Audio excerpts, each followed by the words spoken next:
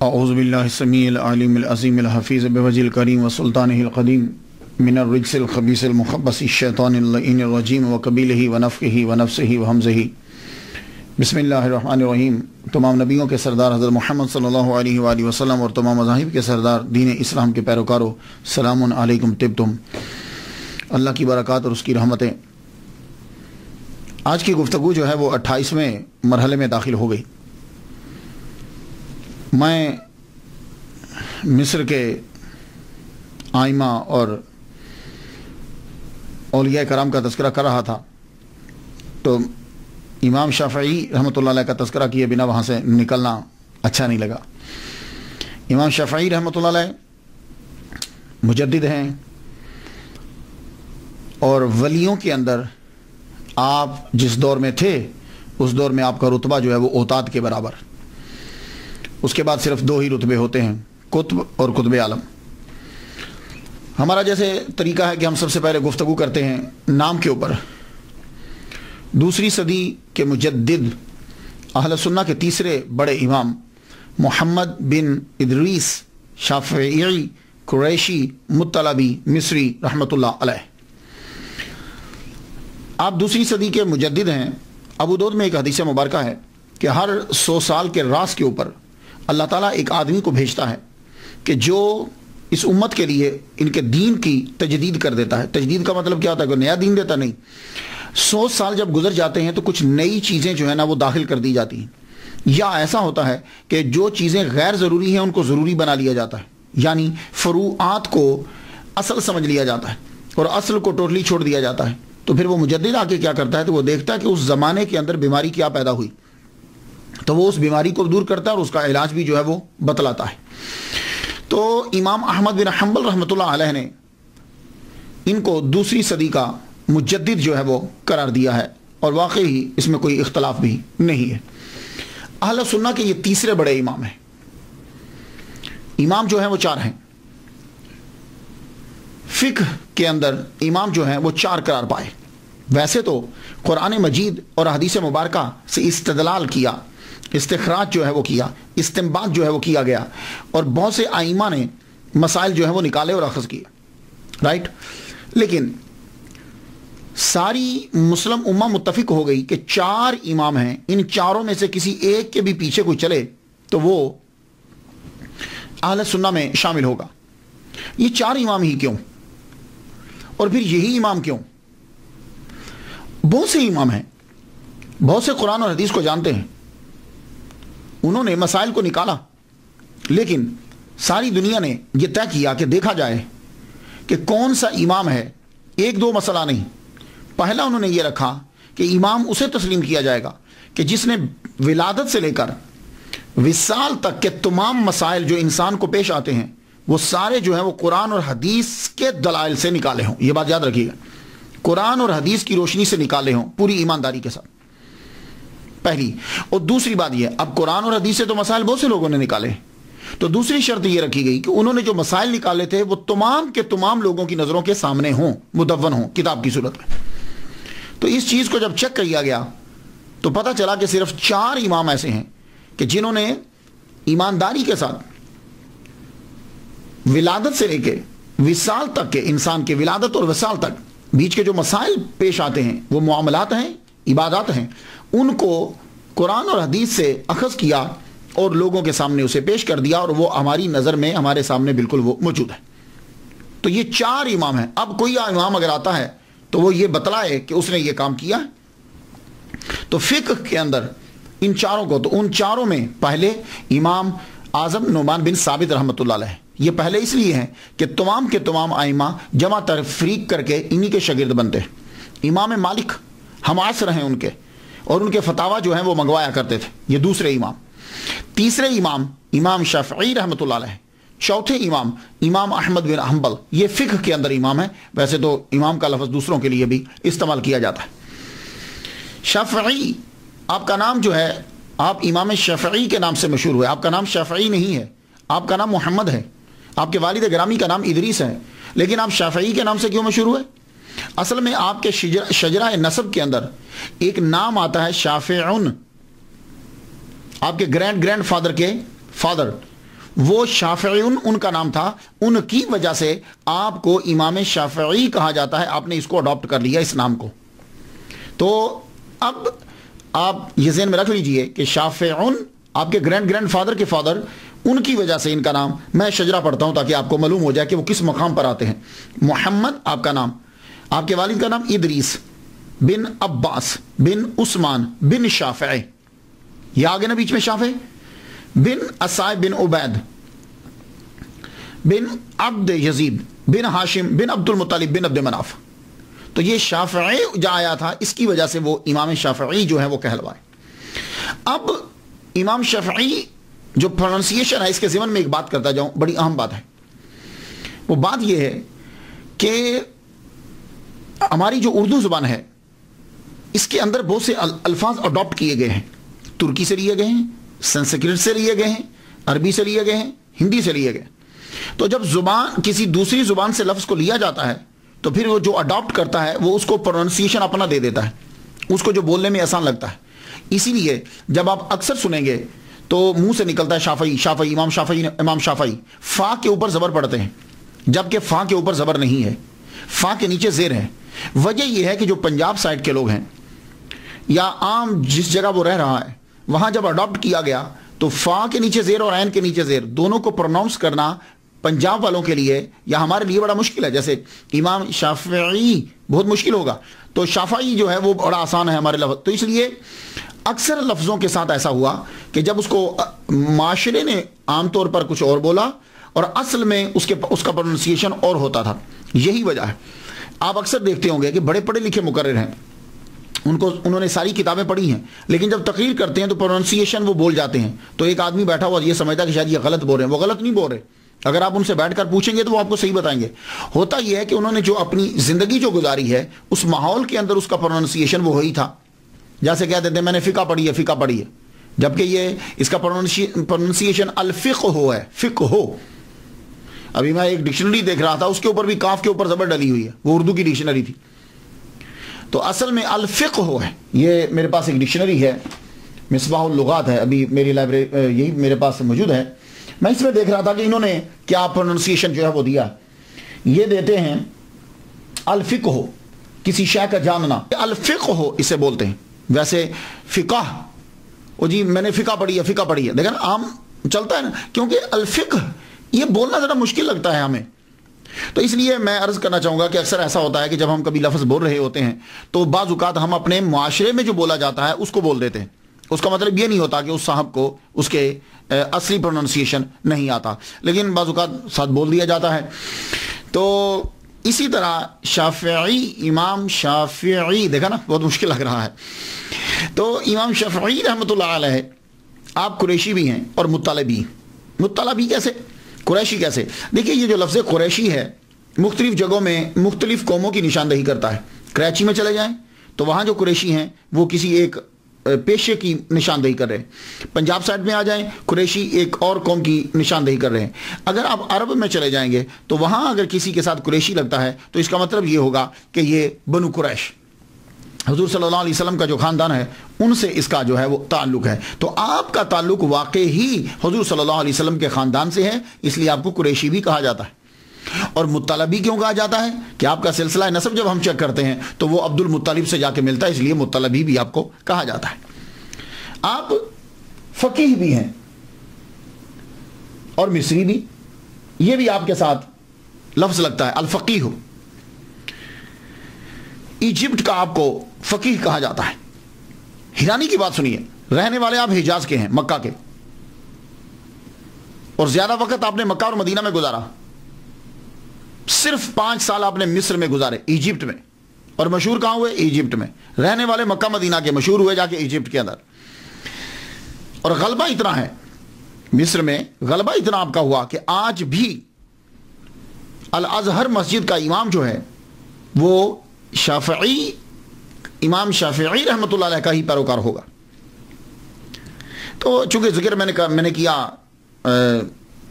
امام جلال الدین سیوطی رحمۃ اللہ علیہ کا، تو وہ جن کے پیروکار ہیں، میں نے کہا امام شافعی رحمۃ اللہ کی بارگاہ میں بھی نذرانہ پیش کرتا جاؤں۔ پیدائش آپ کی 150 ہجری میں ہے، بہت قریب۔ اور وصال 204 ہجری میں ہے. تو گویا کہ امام شافعی رحمۃ اللہ علیہ نے دنیا کے اوپر 54 سال صرف زندگی جو ہے وہ گزاری، لیکن اس 54 سال کے اندر آپ کمال کر گئے. ابتدائی حالات آپ سنتے جائیے. ہمارا کوشش جو ہے ہم یہی کرتے ہیں، زیادہ تر گہرائی میں گہرائی میں نہیں جاتے، کہ پتہ چلے کہ یہ جو عظیم بنے لائف کیسی تھی، تاکہ کوئی آدمی وہ لائف گزار رہا ہو تو اس کے لیے بھی بڑے سبق ہوں. اب آپ سبق آپ نے تلاش کرنا ہے، میں بس بولنے لگا. ابتدائی حالات، آپ پیدا ہوئے غزہ ہاشم کے اندر.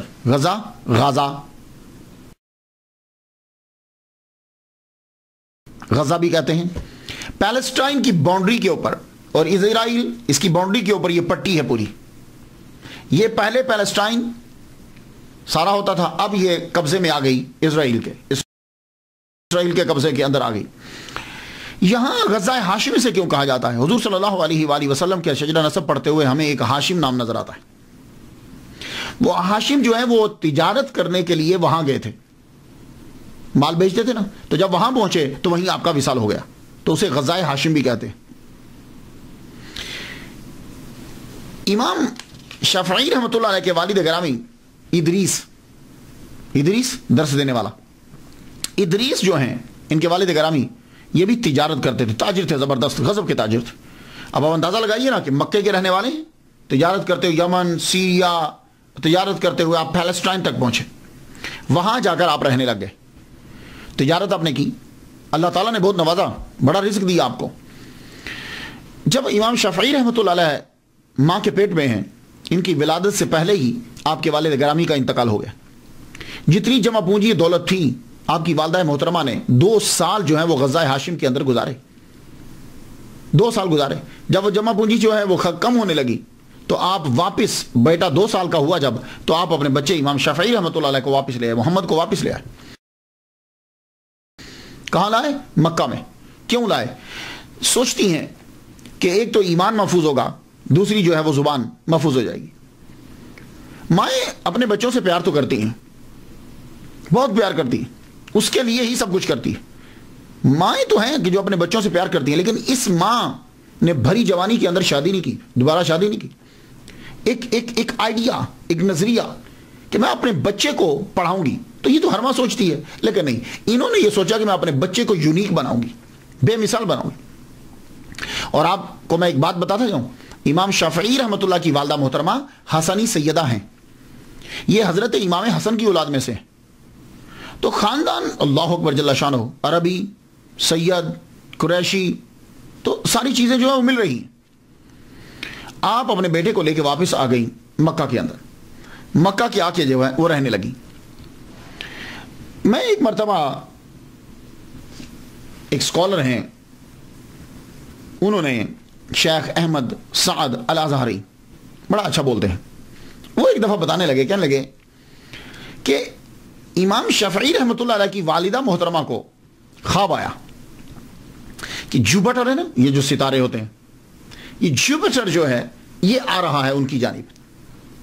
آتے ہی ایک دم سے مصر کے اوپر جو ہے وہ ایجپٹ کے اوپر گرا. ان کی طرف پہلے آیا، پھر ایجپٹ کے اوپر گرا. ایجپٹ میں جب گرا تو پھر اس کے ٹکڑے ہوئے، ٹکڑے ہو کر جو ہے وہ بہت ساری جگہوں میں دوسرے ممالک میں پھیل گئے. تو آپ نے خواب کی تعبیر پوچھی کہ جوپیٹر جو ہے یہ میری طرف آیا، اور پھر اس کے ٹکڑے ہوئے اور یہ پھیلے، گرا مصر میں. تو انہوں نے کہا کہ اللہ تجھے بیٹا عطا فرمائے گا، اور وہ بیٹا جو ہے مصر میں آئے گا، لیکن اس کی روشنی اور اس کا علم مصر سے پھر دوسری ایجپٹ سے دوسرے ممالک کے اندر پھیلے گا. تو یہ خواب کی تعبیر آپ کے ذہن میں تھی. تو کہا میں اپنے بیٹے کو ایسا ہی بناؤں گی کہ میرے بیٹے کی روشنی جو ہے وہ 4 دانگی عالم میں پھیلے. اب آپ لے کر آئیں. مکے میں جب واپس آتی ہیں تو ماں خود عربی ہیں، عربک فرینکلی بولتی ہیں.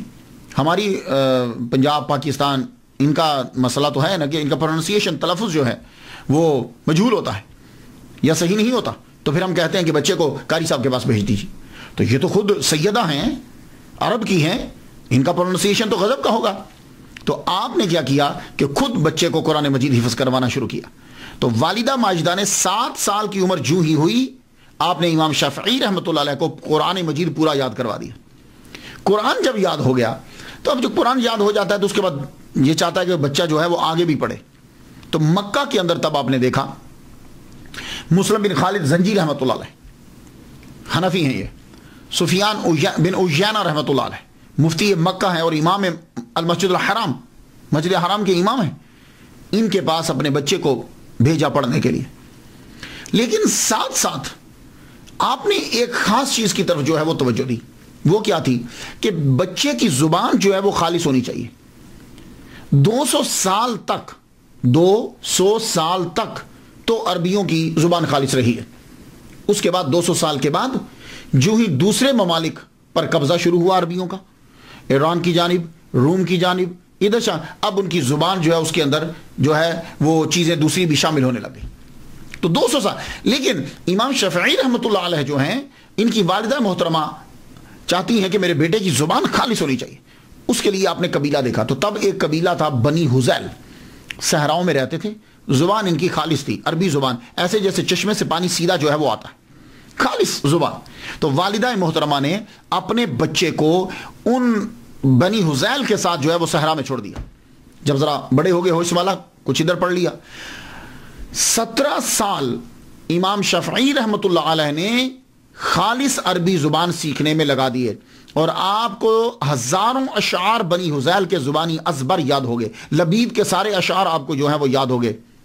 تو زبان کے اندر آپ کو جب ملکہ جو ہے وہ حاصل ہوا، اللہ اکبر جل شانہ، گرامر، عربی، اس کے اندر تو کبھی آپ کی غلطی ہوتی نہیں تھی، اتنا زبردست جو ہے وہ آپ بولا کرتے تھے۔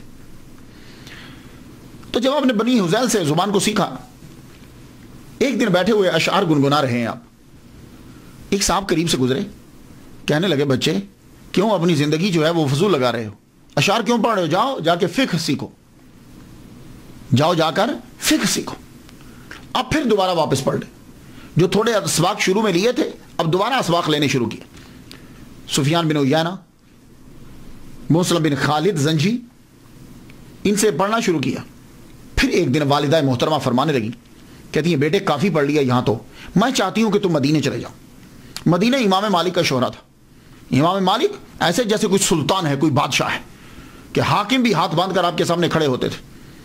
تو آپ کی والدہ محترمہ جو ہیں وہ حاکم مکہ کے پاس گئیں، کہنے لگی ایک لیٹر لکھ دو حاکم مدینہ کے نام، کہ وہ سفارش کرے میرے بیٹے کی کہ میرا بچہ جو ہے، اتنے دولت تو نہیں ہے لیکن تم ہمارے خاندان کو جانتے ہو، امام مالک جو ہے وہ میرے بچے کو حدیث جو ہے وہ پڑھائیں۔ تو حاکم مکہ نے امام شافعی رحمۃ اللہ کی والدہ کے کہنے پر خط لکھ دیا، خط لکھا حاکم مدینہ کے نام۔ اس سے اندازہ لگا لیجئے کہ کتنا اثر و رسوخ تھا آپ کا خاندان بڑا مقام رکھتا تھا۔ امام شافعی رحمۃ اللہ علیہ حاکم مکہ سے لیٹر جب آپ کے پاس پہنچتا ہے تو ماں دیکھیے، والدہ محترمہ نے کہا بیٹے مدینہ پہنچنے سے پہلے جس استاد کے پاس جا رہے ہو انہوں نے ایک کتاب لکھی ہے، موطا میرے پاس موجود ہے۔ کیا کہنے یار، فرماتی ہیں بیٹے وہ ساری کتاب یاد کر کے جاؤ۔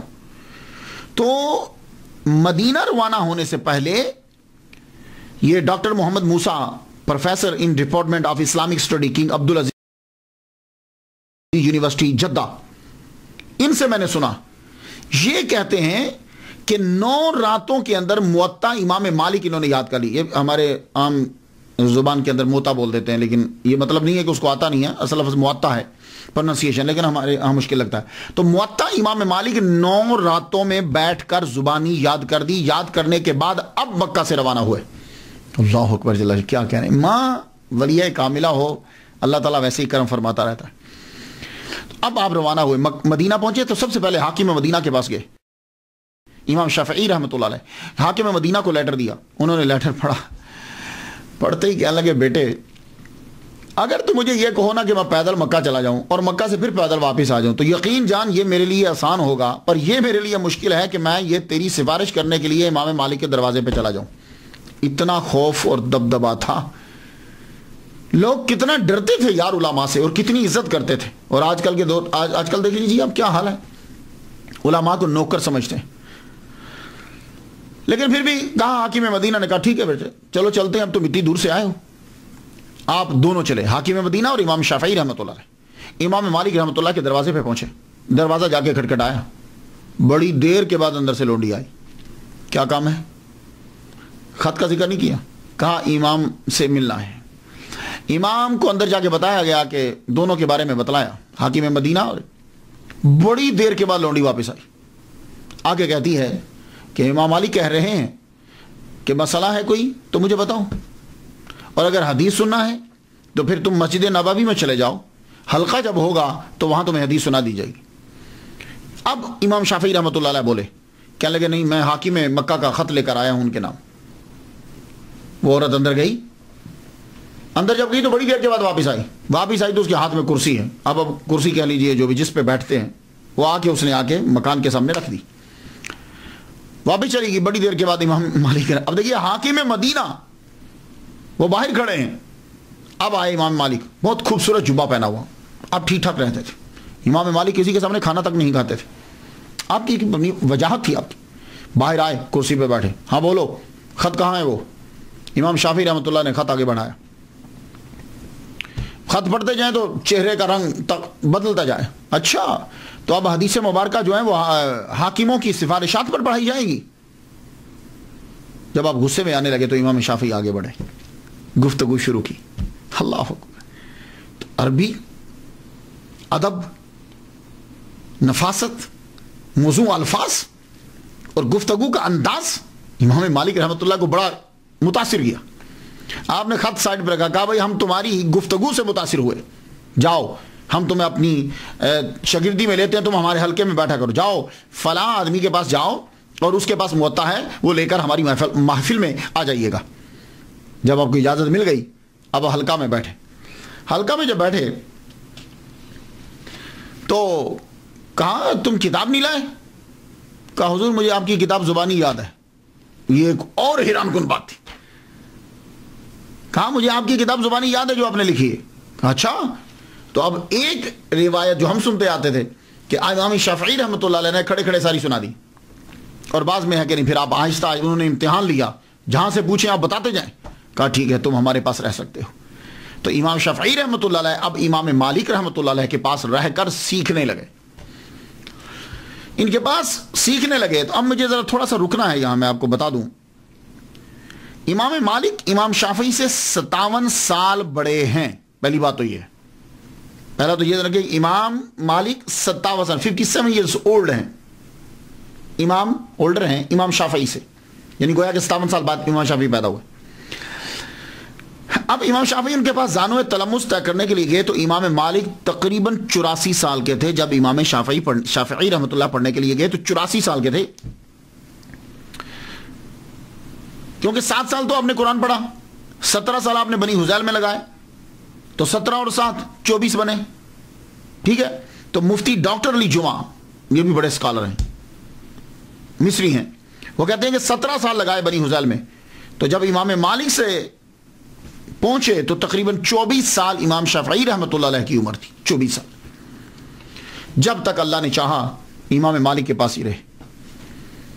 ایک جگہ میں نے پڑھا ہے کہ جب تک امام مالک زندہ رہے یہ ان کے پاس رہے۔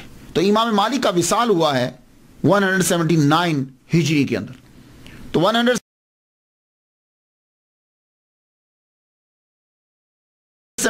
ہجری میں امام شافعی رحمۃ اللہ علیہ کی عمر 29 سال تھی۔ تو اس کا مطلب یہ ہوا کہ امام شافعی رحمۃ اللہ علیہ نے 5 سال امام مالک کی صحبت میں گزارے۔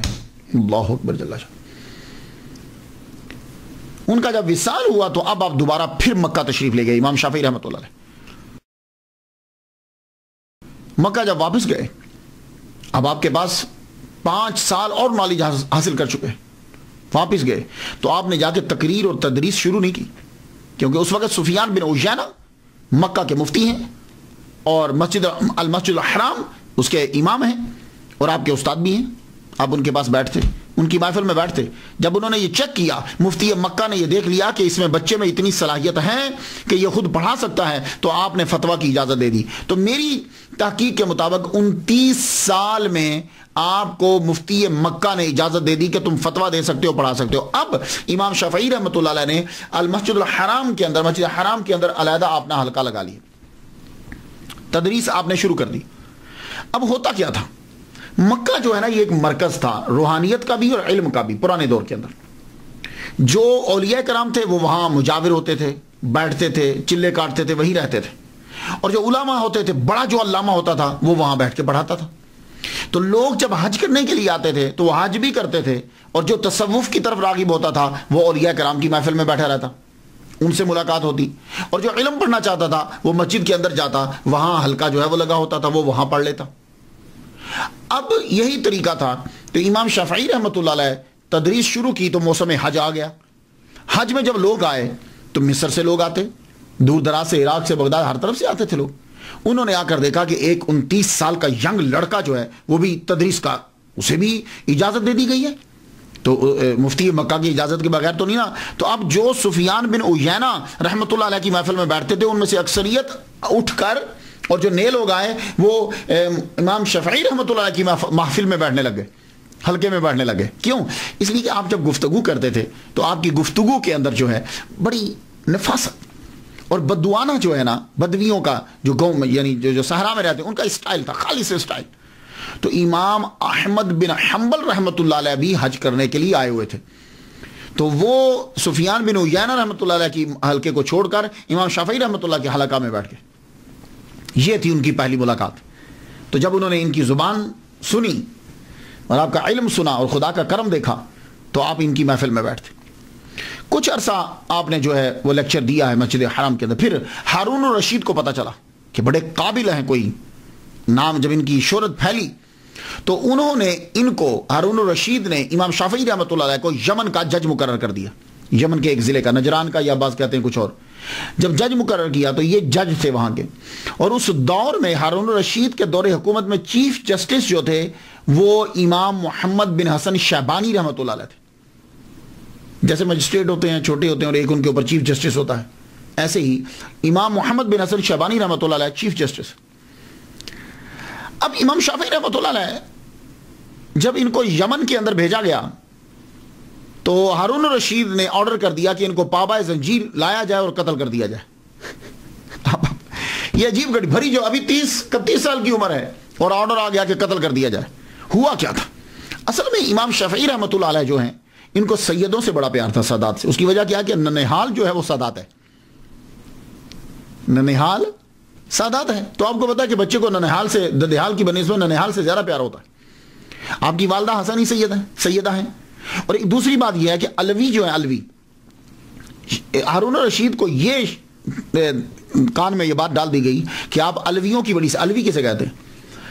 فاطمی وہ ہوتے ہیں جو بی بی فاطمہ الزہرا رضی اللہ تعالیٰ عنہا کے بچے امام حسن و حسین میں سے کسی کی اولاد میں. اور علوی وہ ہوتے ہیں کہ ماں فاطمہ نہیں ہے لیکن باپ علی ہے. مولا علی شیر خدا نے اور بھی شادیاں کی تھی تو انہیں علوی کہا جاتا.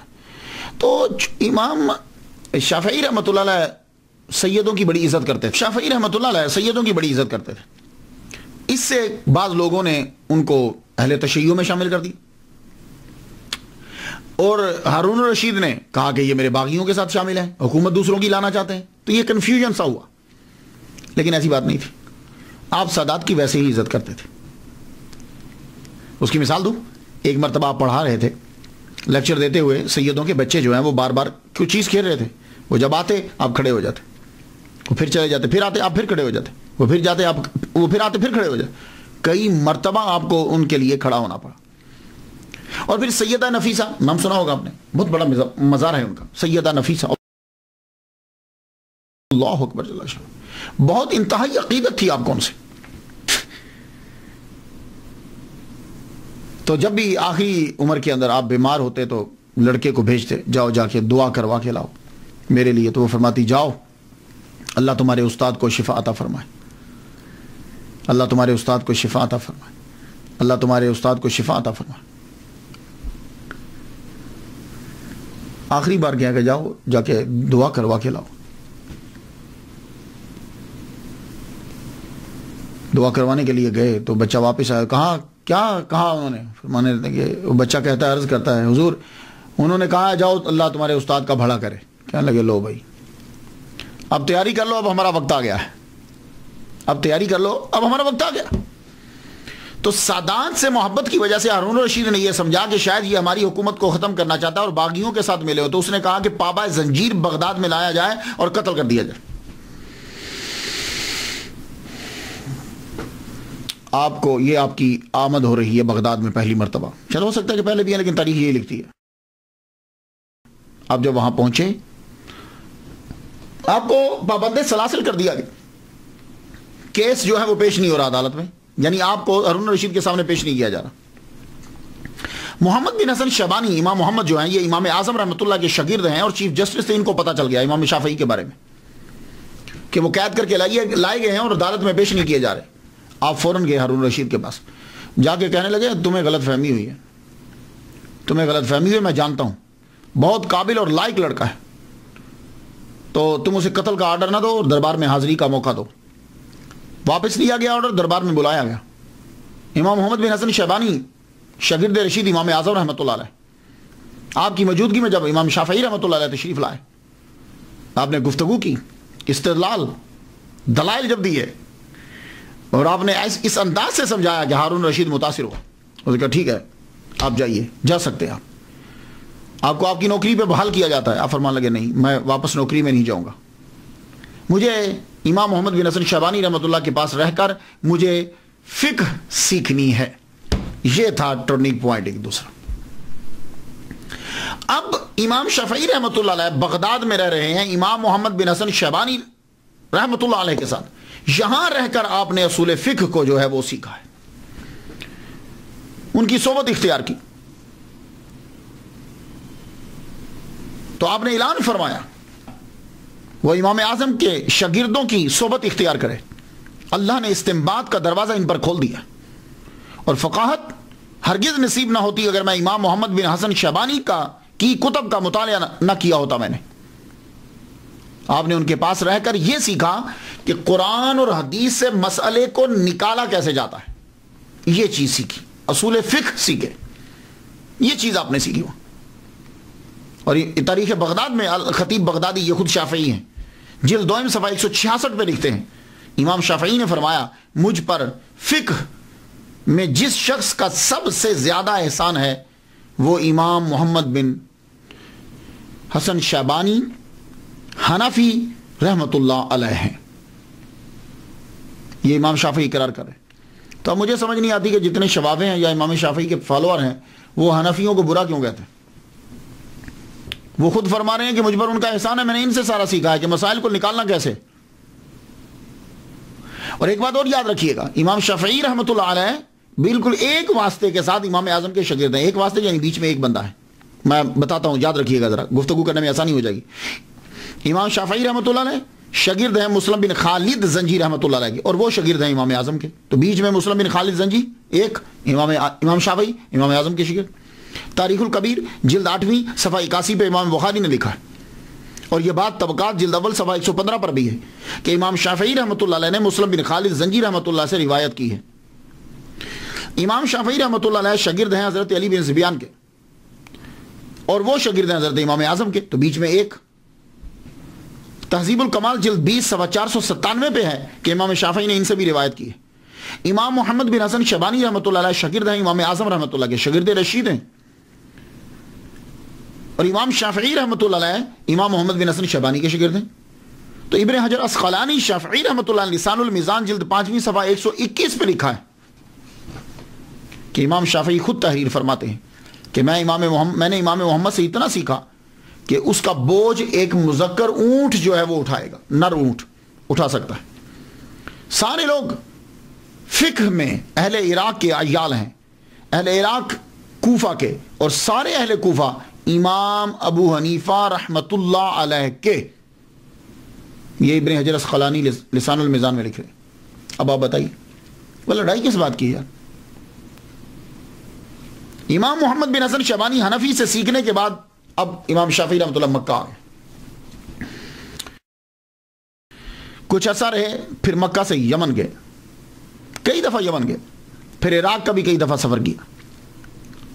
اس کے بعد آپ عراق گئے, لیکن مشہور سب سے زیادہ کب ہویا, آپ مکہ میں تشریف فرماتے کہ عراق کے مفتی, بہت بڑے مفتی امام عبد الرحمن ابن مہدی نے خط لکھا, کہا حضور آپ اصول فقہ پہ کوئی کتاب لکھیے, اصول فقہ پہ کہ کس طریقے سے مسائل جو ہیں وہ قرآن مجید سے نکالے جاتے ہیں, حدیث سے نکالے جاتے ہیں. تو آپ نے پھر سب سے پہلے کتاب لکھی الرسالہ, نام رسالہ ہے لیکن زبردست کتاب. اس کے اندر قرآن، حدیث، فلسفہ جو اسلامی فلسفہ ہوتا ہے، ناسخ منسوخ، یہ ساری چیزیں جو ہے اس کے اندر جمع کر دی اور مسائل اس کے اندر تحریر کی ہے. اور یہ کتاب آپ نے بغداد بھیج دی، روانہ کر دی عراق میں. یہ کتاب جب پہنچی تو اس کتاب نے تہلکہ مچا دیا، علمی حلقے کے اندر تہلکہ مچا دیا. امام کی یہ کتاب مفتی عبد الرحمن ابن مہدی نے جب پڑھی تو بول اٹھے کہ امام شافعی جیسا کوئی عالم نہیں ہے. ہر نماز کے بعد وہ امام شافعی رحمۃ اللہ علیہ کے لیے دعا کرنے لگ گئے اور کرتے رہے. امام شافعی رحمۃ اللہ علیہ کے شاگرد ہیں امام مزنی رحمۃ اللہ علیہ. امام مزنی کہتے ہیں کہ میں نے 500 مرتبہ اور رسالہ کتاب کو پڑھا ہے، ریڈ کیا ہے. I read 500 times. 500 مرتبہ. اس کتاب رسالہ کی جب شہرت ہو گئی اس کے بعد آپ بغداد گئے. جب بغداد گئے تو علماء، فضلاء، شرفاء سب کو پتہ چلا اب لوگ آپ کو دیکھنے کے لیے آئے، آپ کی باتوں کو سننے کے لیے آئے. تو عراق میں، بغداد میں جب آپ تشریف لے کر جاتے تو وہاں آپ کی ملاقات امام احمد بن حنبل سے زیادہ رہتی. ویسے تو آپ اور بھی جگہوں پہ لیکچرز دیتے، امام احمد بن حنبل آپ کو بلاتے.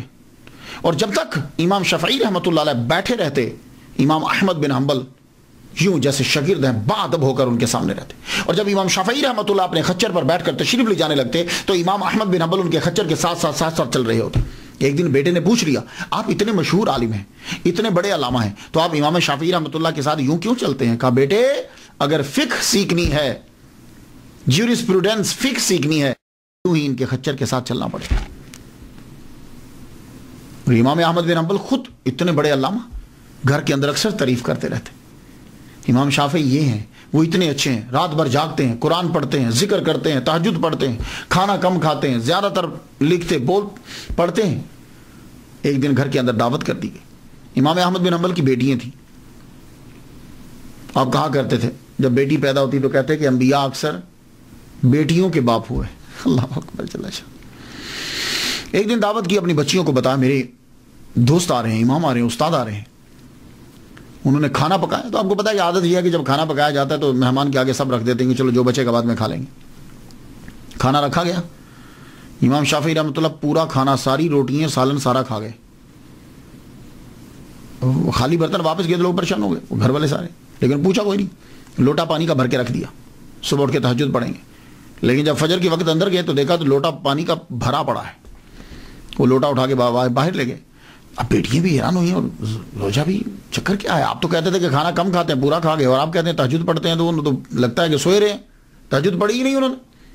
آپ فجر میں اندر گئے ہو تو لوٹا ویسے ہی پڑا ہوا. امام احمد بن حنبل جو ہیں انہوں نے جب پوچھا، آپ کمرے میں داخل ہوئے. امام شافعی رحمۃ اللہ علیہ اوتاد ہیں، بڑے ولی کامل اس دور کے. آپ نے چہرہ پڑھ لیا. کہنے لگے ایک بات تو بتاؤ. کہا کیا؟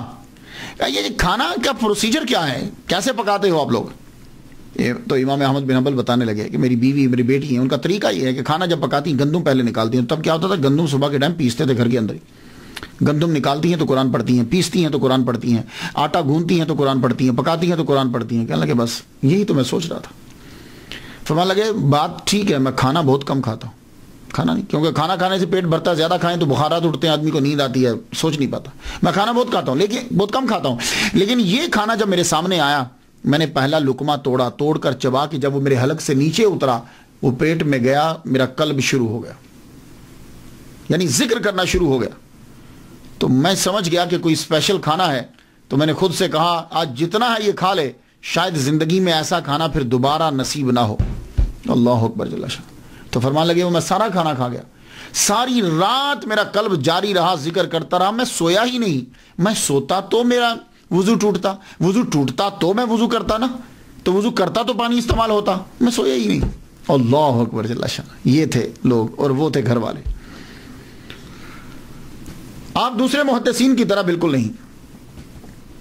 امام احمد بن حنبل آپ کے بارے میں کہتے ہیں کہ آپ دوسرے محدثین کی طرح نہیں ہیں. محدث جو ہے نا، محدث کسے کہتے ہیں؟ جو حدیث کو زبانی یاد کرتا ہے لیکن اس کو مسئلہ نکالنا نہیں آتا. کوئی بندہ مسئلہ پوچھنے آ جائے تو وہ اسے پرابلم ہو جائے گی. حدیثیں تو یاد ہیں. تو فرماتے ہیں کہ دوسرے بھی محدثین تھے لیکن ان کے اوپر فقہ کا دروازہ بند تھا. یہ واحد محدث ہے کہ اللہ تعالیٰ نے اس کے اوپر فقہ کا دروازہ بھی کھول دیا, کیونکہ یہ اسناد کے اوپر اپنا وقت نہیں لگاتا فلاں فلاں فلاں فلاں فلاں فلاں, نہیں, یہ متن کی طرف دیکھتے ہیں کہ متن کے اندر کیا بیان کیا گیا اور اس سے مسائل کو کیسے نکالا جاتا ہے اور لوگوں سے گفتگو جو ہے وہ کس طرح کی جاتی ہے. یہ امام احمد بن حنبل فرماتے ہیں. 40 سال تک امام احمد بن حنبل ان کے لیے ہر نماز کے بعد دعا کرتے رہے. 40 سال تک ایسے لوگ جن کے لیے دعا کریں ان کا کتنا بڑا رتبہ ہوگا. آپ ولی کامل ہیں, آپ کی بڑی کرامات ہیں. میں ایک کرامت بیان کر دوں جو بغداد کے اندر ہے. ہارون الرشید کے پاس روم کے لوگ آئے, بادشاہ نے بھیجا, کچھ راہ بھیجے, یہ مناظرہ کریں گے تمہارے علماء کے ساتھ, اگر تم لوگ جیت گئے تو ہم جزیہ دیں گے, ادروائز ہم جزیہ نہیں دیں گے. انہی دنوں میں عراق میں امام شافعی رحمۃ اللہ تشریف لائے ہوئے تھے. ہارون الرشید نے علماء کو بلا لیا, اور جب بلایا تو آپ بھی تشریف لے گئے. کہا بھائی راہب آئے ہیں, وہ کہتے ہیں کہ اگر تم ہار گئے تو ہم جزیہ نہیں دیں گے, کون ہے تم میں سے جو ان کا مقابلہ کرے؟ امام شافعی رحمۃ اللہ نے فرمایا میں کرتا ہوں مناظرہ, لیکن شرط یہ ہے کہ مناظرہ دریا کے کنارے پہ ہوگا. سب لوگ دیکھنے لگے, خاص وجہ ہے؟ میں ہاں. راہب چلے گئے, دریا کے کنارے پہ مجمع لگ گیا. امام شافعی نے مصلی اٹھایا, مصلی اٹھا کے دریا کے اوپر بچھا کے اوپر بیٹھ گئے. فرمانے لگے آؤ اس سطح پہ آ کے گفتگو کرو. اللہ اکبر, اس سطح پہ آ کے گفتگو کرو. راہبوں نے کلمہ پڑھ لیا. تو جب خبر پہنچی روم میں, انہوں نے کہا شکر ہے کہ یہ آدمی یہاں نہیں آیا ورنہ سب کے سب لوگ مسلمان ہو جاتے. اور صرف آپ تقریریں ہی نہیں کی, آپ نے تصانیف بھی لکھی. آپ کی تصانیف میں ایک بڑی مشہور کتاب الام ہے. مانی تو مدر, لیکن یہاں اس سے مراد اس کا کا ترجمہ مانی کریں گے, سورس کریں گے, دا سورس, بہترین سورس ہے یہ کمال کی کتاب ہے. اس میں فلسفہ ہے, لغت ہے, استدلال ہے, حدیث ہے, قرآن ہے, جو پڑھتا ہے سر دھنتا ہے. اس میں دوسرے مذاہب سے اختلاف اسے بیان کیا گیا, اپنے مذہب کو بیان کیا گیا. 20 شروحات اس کی جو ہیں وہ لکھی جا چکی ہیں, 20. اور ابھی سلسلہ جو ہے وہ مصر کے اندر, ایجپٹ کے اندر اس کا جاری ہے. ڈاکٹر علی جمعہ بتا رہے تھے کہ ابھی سلسلہ یہ جاری ہے. امام مزنی شافعی رحمۃ اللہ فرماتے ہیں کہ امام شافعی رحمۃ اللہ علیہ کو گھڑ سواری کا اور تیر اندازی کا بڑا شوق تھا. اس کے اوپر بھی کتاب لکھی ہے. آپ کی میڈیسن کے اوپر بھی کتاب ہے. ایک کتاب آپ کی مسند امام شافعی, لیکن یہ آپ نے خود نہیں لکھی. نام سے ایسا لگتا ہے جیسے امام شافعی نے خود لکھی. امام شافعی رحمۃ اللہ خود نہیں لکھی. آپ جب تقریر فرماتے تھے, جب آپ درس دیتے تھے, تو درس کے دوران آپ حدیث کا استعمال کرتے تھے. تو حدیث کا جو استعمال فرماتے تھے تو آپ کے شاگرد ابو العباس محمد بن یعقوب الاسم جو ہیں وہ نہ حدیث کو لکھ لیتے تھے. تو وہ حدیث جو لکھی ہیں اس کا نام ہو گیا مسند امام شافعی رحمۃ اللہ. تو آپ نے وہ اس لیے یہ جب کتاب اگر آپ پڑھیں گے نا تو اس کتاب میں تکرار نظر آئے گا آپ کو.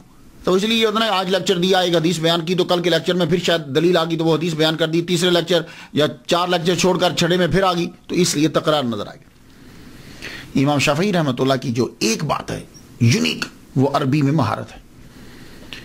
امام شافعی رحمۃ اللہ علیہ نے بنی حذیل کے اندر 17 سال گزارے, صحرا میں رہ کے زبان کو سیکھا ہے.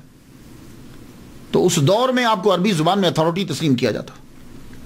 لبید کے ہزاروں اشعار آپ کو یاد تھے, خود بھی آپ شاعر تھے. آپ جب مصر تشریف لائے تو کچھ لوگ تو آپ سے سیکھنے کے لیے آتے, کچھ صرف آپ کو سننے کے لیے آتے کہ عربی کتنی کمال کی بولتے. سیرت ابن ہشام کے مصنف خود عربی کے ماہر ہیں. انہوں نے جب امام شافعی رحمۃ اللہ کو عربی بولتے ہوئے سنا تو حیران رہ گئے. لکھتے ہیں کہ میرے خیال میں نہ تھا کہ ایسا عمدہ آدمی, ایسی خوبصورت زبان بولنے والا کوئی اللہ نے پیدا کیا ہے. امام اسماعی کا نام سنا, عربی ادب اور گرامر کے امام ہیں. یہ امام شافعی رحمۃ اللہ کے شاگرد ہیں. کوئی زبان ہوتی ہے نا تو اس کے اندر اصل مشکل چیز شاعری ہوتی ہے. کوئی بھی زبان مشکل چیز شاعری ہوتی ہے. اردو زبان ہے عام آپ بول لیں گے لیکن شاعری مشکل ہوگی. انگلش زبان ہے آپ بول سکتے ہیں لیکن اس کے اندر شاعری مشکل ہوگی. عربی زبان ہے لیکن اس کے اندر مشکل شاعری ہوگی. اور پھر شاعری بھی اسلام سے 100 سال قبل کی. ایک شاعر گزرا ہے الشمفرہ, 100 سال قبل, اسلام کے ظہور سے 100 سال قبل کا شاعر ہے. اس کی عربی اتنی مشکل ہے کہ جیسے شیکسپیئر کے ڈرامے ہیں نا, اس کے اندر جو زبان استعمال کی گئی آج کے دور میں ترجمہ کرنا مشکل ہو جاتا ہے. تو اس کی شاعری کے الفاظ بھی شیکسپیئر کی انگلش سے بھی بہت مشکل ہیں. امام اسماعی رحمۃ اللہ علیہ نے لفظاً لفظاً اس کی شاعری امام شافعی رحمۃ اللہ علیہ سے پڑھی. یہاں سے اندازہ لگا لیجیے کہ عربی زبان کے اندر کتنا ملکہ تھا آپ کو. اللہ اکبر جل شانہ. عبد الملک ابن ہشام نے کیا خوب جملہ کہا ہے کہ امام شافعی لغت اور انصاف کے زبردست عالم ہیں اور آپ کے اندر سخاوت بھی حد درجہ کی تھی. اکثر عمرا یا لوگ آ کر آپ کو نذرانہ دیتے, آپ لے لیتے, نہ نہیں کرتے. ہارون رشید جب آپ کو دیتا آپ لے لیتے, پکڑ لیتے, لیکن کرتے کیا تھے؟ ہارون رشید تھیلی بھری ہوئی دے دیتا اشرفیوں کی, دینار کی, دراہم کی. آپ لے کر جب نکلتے تو تقسیم کرتے جاتے گھر پہنچتے تک تمام جو ملا تھا وہ ختم ہو چکا ہوتا. ایک مرتبہ مقام صنعا سے مکہ کی طرف جا رہے ہیں, مکہ پہنچے آپ, وہاں خیمہ لگا آپ کا, 10,000 دینار تھے آپ کے پاس, دراہم نہیں دینار تھے آپ کے پاس.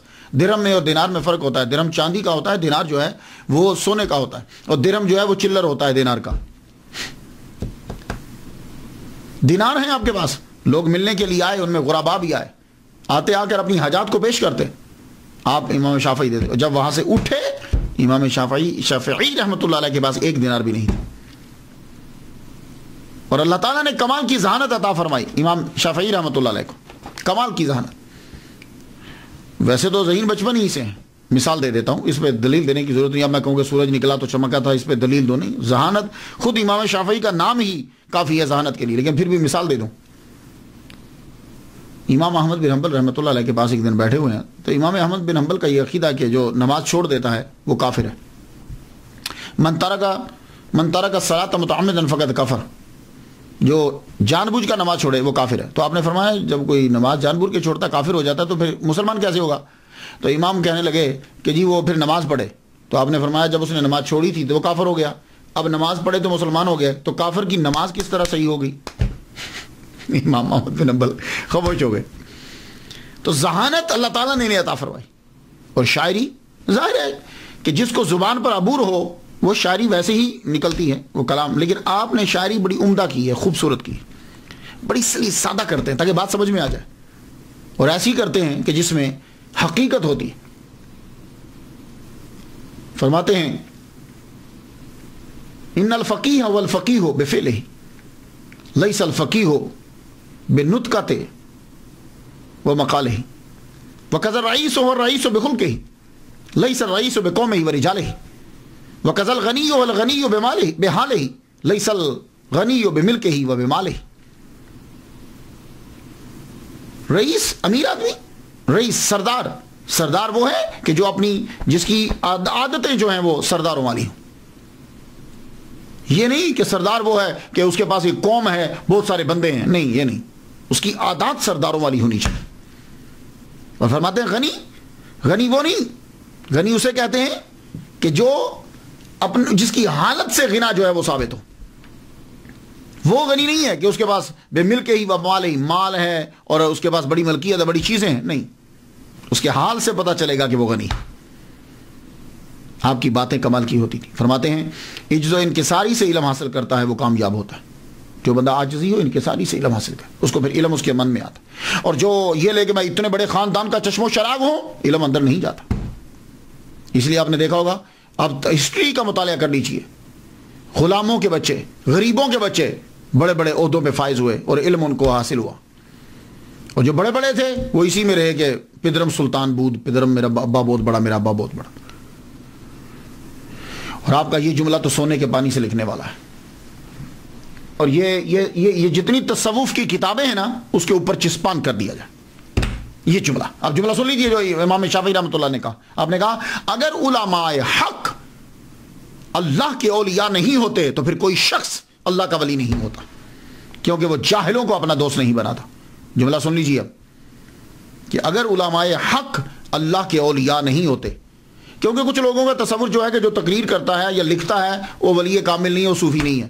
یہ اکثر لوگوں کے ذہن میں ہے, اور ایسے بڑے عالم کو وہ تصور ہی نہیں کرتے. تو آپ نے فرمایا کہ اگر علماء حق اللہ کے اولیاء نہیں ہوتے تو پھر کوئی شخص اللہ کا ولی نہیں ہوتا, کیونکہ وہ جاہلوں کو اپنا دوست نہیں بناتا. تصوف کے اندر امام شافعی رحمۃ اللہ علیہ کو ایک مقام حاصل ہے. یہ جو اولیاء کرام کی کابینہ ہوتی ہے نا, 300 اولیاء, 30 ابدال, 7 اوتاد, 5 اکتاب, 1 قطب عالم, یہ ہے پوری دنیا کے اندر ان کی حکومت ہوتی, جو اوپر سے کم ہوتا ہے نیچے سے بلندی پہ چلا جاتا ہے. تو آپ کو حضرت خضر علیہ السلام نے اوتاد میں شامل کیا ہے، اتنا بڑا رتبہ ہے آپ کا۔ اور ویسے یہاں امریکہ میں بہت بڑے صوفی ہیں، حمزہ یوسف، وہ ایک دن تقریر کرتے ہوئے کہہ رہے تھے کہ امام شافعی رحمۃ اللہ علیہ نے یہ کہا ہے کہ بی اے صوفی اینڈ فقیہ، don't be one of them without other. تو جب بھی بن تو صوفی بن اور فقیہ بن، صوفی اور فقیہ،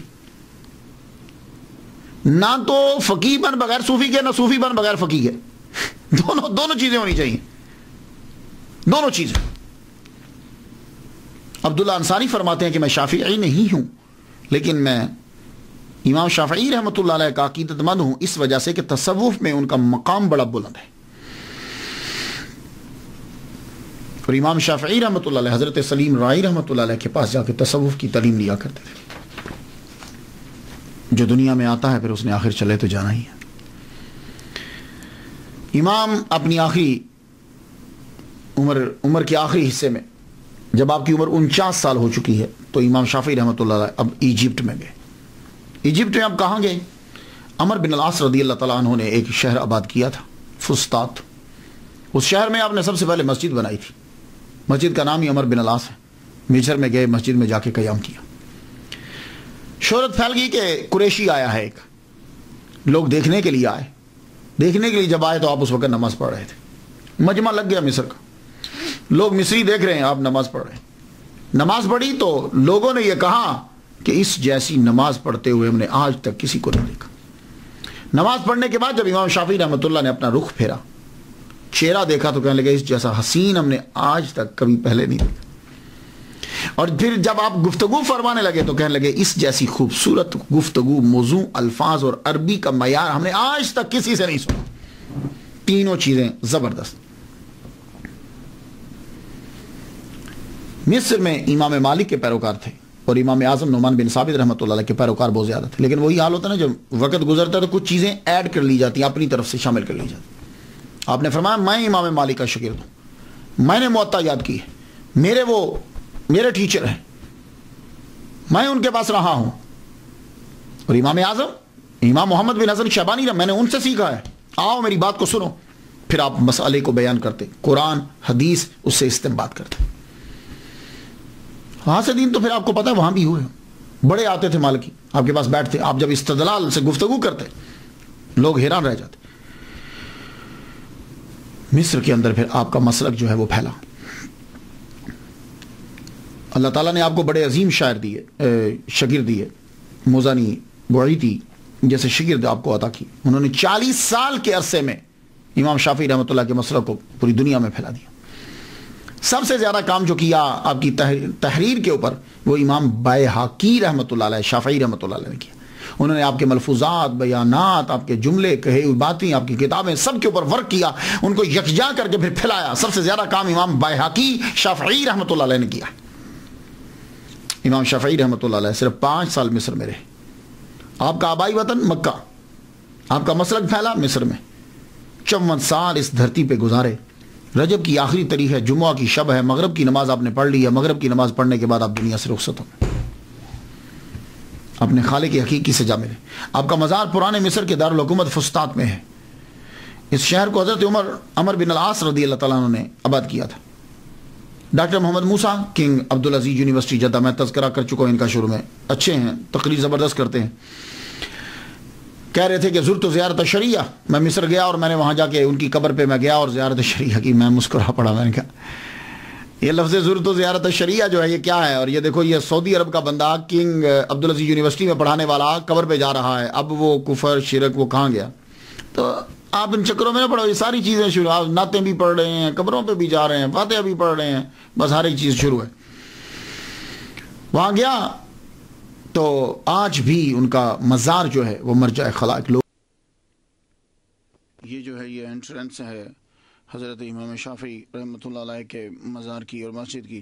اس کے اوپر جو ہے وہ ساری ہسٹری جو ہے ان کے بارے میں لکھی ہوئی ہے۔